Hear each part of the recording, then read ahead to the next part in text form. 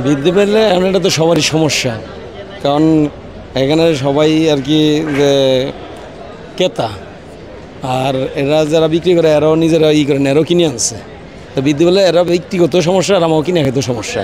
এটা এটা তো আমরা বলতে পারবো না, এটা বলতে পারবো যারা বিক্রি করে এরা যারা সিন্ডিকেট কারা আছে, এটা একটা সিন্ডিকেট আছে, যে কোনো আনলে তো বৃদ্ধি পাবে এখানে। আর দেখা গেছে এটা তো পাবলিক যারা কিনে খায় এরা তো আর বাড়ায় না, এরা চায় যে কমতি হোক।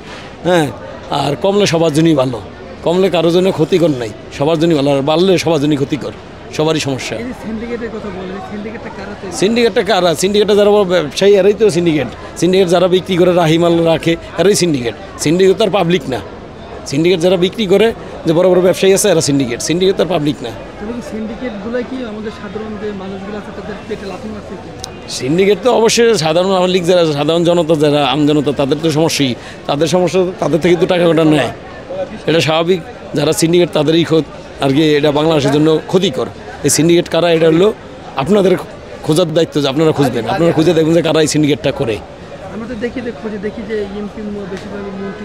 এখন এটা যে এমপি মন্ত্রী বা কে কী আসে বিষয়, ওটা হলো তারা, এটা তো আমরা বলতে পারেন, এটা আপনারা বলতে পারেন যে কাতে থেকে আপনারা পাইতেছেন এই লিঙ্কগুলি কোথা থেকে আসতেছে, ওই জায়গাটা আপনাদের খুঁজতে বের করতে হবে।